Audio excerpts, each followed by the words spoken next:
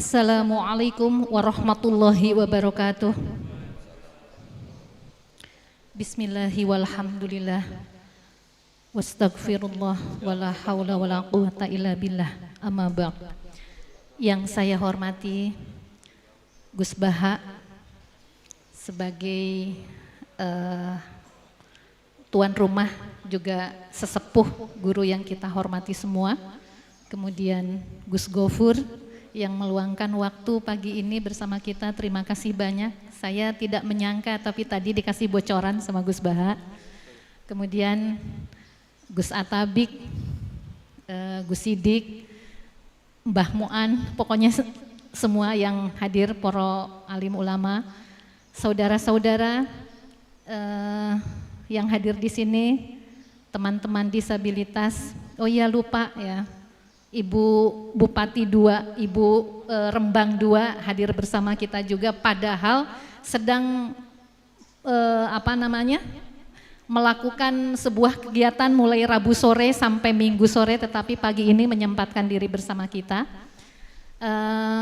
Pengurus dari Yayasan Gerakan Nurani Disabilitas yang saya hormati, diantaranya Ibu Atia dari Jogja, kemudian dari Krapyak TV yang hadir bersama kita. Alhamdulillah pagi ini untuk mempersingkat waktu kita mengadakan pengajian fikih penguatan bagi penyandang disabilitas. Kenapa ini sangat penting? Karena saya sudah matur sebelumnya kepada Gus Baha, Gus Gofur, bahwa temuan-temuan masalah yang dialami teman-teman ini harus mendapatkan pencerahan. Bahwa kemudian pencerahan ini sebenarnya sudah ada. Gus Gofur nggih perso nggih, Lembaga Basul Masail PBNU telah membuat ini sekitar 3 tahun yang lalu, tetapi teman-teman merasakan bahwa tidak pernah sampai kepada kita ya, tentang bagaimana bermuamalah, tentang bagaimana berwudu bagi penyandang disabilitas. Oleh karena ini terima kasih yang amat sangat ketika Gus Baha kerso ikut support menyampaikannya kepada kita. Untuk mempersingkat waktu, marilah kita sama-sama saksikan. Terima kasih. Wallahul muwaffiq ila aqwamit thoriq. Wassalamualaikum warahmatullahi wabarakatuh.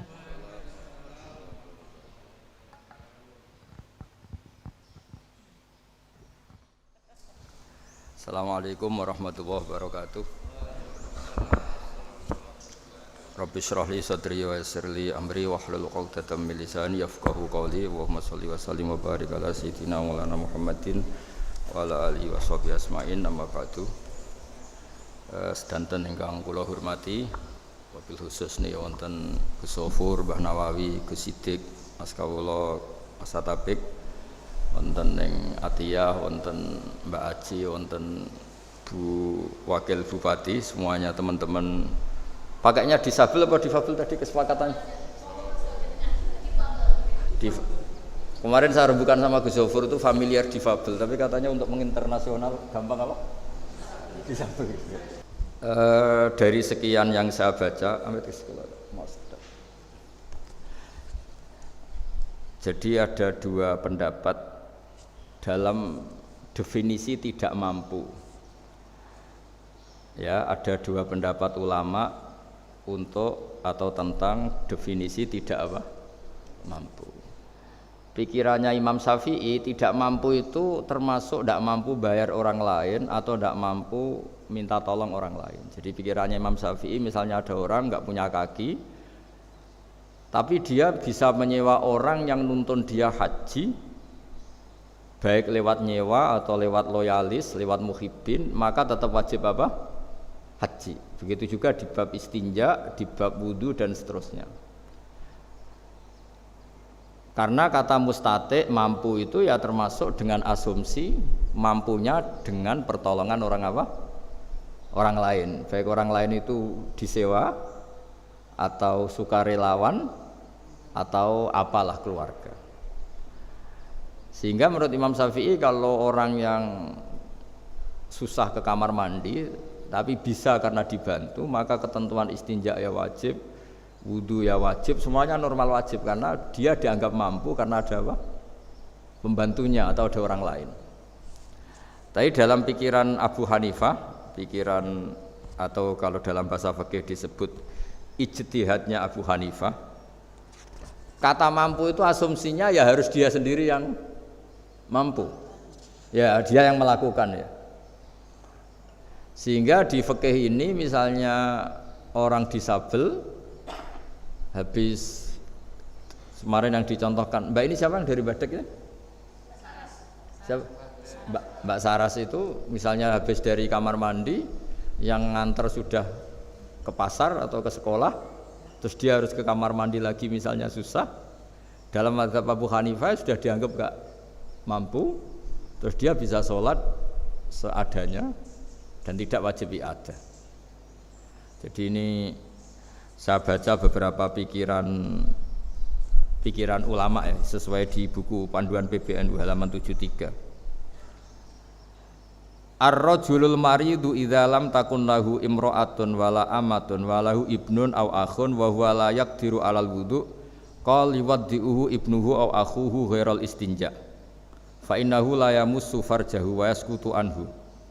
Jadi ada seseorang sakit, dia enggak bisa wudu, bisanya wudu kalau diwudukan anaknya atau saudaranya, ya dia harus tetap wudu. Tapi nanti misalnya dia harus sesuci, nggak usah sesuci karena nanti efek dari sesuci itu kan kepegang orang lain, yang efeknya justru wudunya menjadi apa? Batal. Selain urusan malu lah ya. Karena fikih tidak bakas malu, bakas sah tidak sah.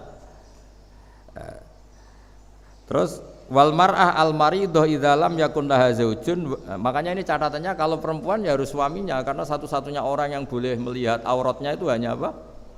Suaminya. Walaha bintun au ukhtun tuwaddiuha wa yaskutu anhal istinja wala yakhfa anna hadha tafsil yajri fi man sallat yadahu li annahu fi hukmil marid. Begitu juga orang-orang yang tangannya enggak berfungsi misalnya. Nah ini terus anna madzhab Abi Hanifah annal marid idza ajaza anil ima bi ra'si jazalahu tarkus salat sampai fa in syafiya ba'da mudi yaumin fala qada alaih. Intinya ini perdebatan tentang definisi tidak mampu. Ya, saya ulang lagi, definisi tidak mampu. Tidak mampu itu menurut pikiran Abu Hanifah ya tidak dengan asumsi dibantu orang lain.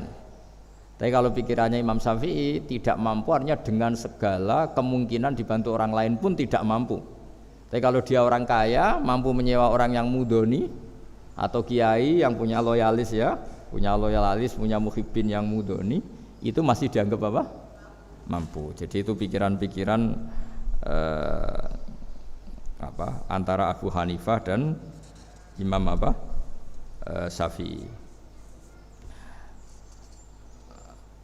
Jadi nanti begitu seterusnya di fikih-fikih seterusnya. Yang jelas kemarin saya juga mpun matur sama Gus Zofur ketika di Demak pas ada acara ditimbali Habib Lutfi itu di Mu'in, Fathul Mu'in itu, dan ini pengalaman saya ketika ibu saya mpun mulai sepuh sering sakit-sakitan, cung aku jamak oleh ta orang, nggih mun Bu jamak mawon karena kalau ke kamar mandi berat. Harus libatkan 2 mbak sampai 3 mbak, itu pun riskan, andekan kepleset tetap nyuwun sewu tetap jatuh. Mbak-mbak kan tetap tidak mampu. Ibu saya itu gendut termasuk lemu lah, sampai sepuh itu masih lemu. Akhirnya supaya ringan beliau tak minta jamak takdim. Kenapa pilihan saya takdim? Musaroatan lil khairat, supaya cepat melakukan kebaikan. Tapi saya pernah dengar fatwanya Mbah Mun, nak ora permanen hak. Zaman itu ada seorang Kopassus sering latihan melewati waktu sholat. Itu Mbah Mun nggak setuju jamak takdim kalau untuk Kopassus. Mbah Mun mintanya jamak takhir karena kata beliau merubah sholat dari waktu kedua ke pertama itu ekstrim karena belum masuk waktunya. Tapi kalau merubah waktu pertama ke kedua itu hanya mirip kodok, sehingga meskipun sebabnya tidak meyakinkan, tapi ini tidak begitu merubah konstruksi sholat karena kalau duhur di asar itu mirip apa? Kodok. Tapi kalau asar ke duhur ini sebabnya harus benar-benar mutahakkok, harus nyata. Tapi untuk teman-teman yang disabel karena sebabnya sudah muhakkok, sudah nyata dan kangelannya juga sudah apa? Nyata, saya lebih senang jamaknya apa? Takdim. Ibu saya dulu ya takdim karena musaroatan lil khairat, supaya cepat-cepat bisa melakukan apa? Kebaikan. Tapi kalau kayak latihan Kopassus, orang-orang yang sehat cuma karena disiplin latihan harus meninggalkan duhur, itu kata Mbah Mun mendingan milih apa? Takhir, karena kalau takhir hanya mirip apa? Qadha. Artinya kalau duhur jadi di waktu asar kan ya mirip kita sholat qadha. Jadi andaikan tidak sah secara disiplin jamak takhir, tetap sah sebagai apa? Qadha gitu. Ya jadi monggo mawon nanti teman-teman enaknya gimana, karena secara fakta kan kemarin banyak teman-teman cerita kadang pas mau wudhu lagi yang nganter sudah ke pasar, atau yang nganter sebenarnya kadang ada suaminya pas tukaran, macam-macam lah. Itu juga lebih ekstrim ketimbang ke pasar kan. Ada tapi baru nggak mesra ya Mas Sidik, pernah nggak? Ada Mas Sidiknya ada tapi sedang tidak mesra, itu kan wujuduhu Pak Adami, ini pelaku ini. Ya Mbak Aci ya, kalau pas nggak mesra masih mau bantu.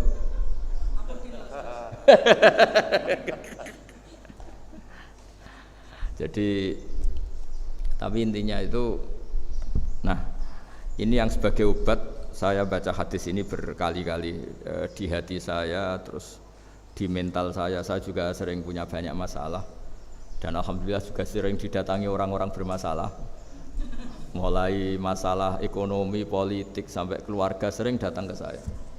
Termasuk orang-orang yang mau cerai itu adalah konsultasinya sama saya. Itu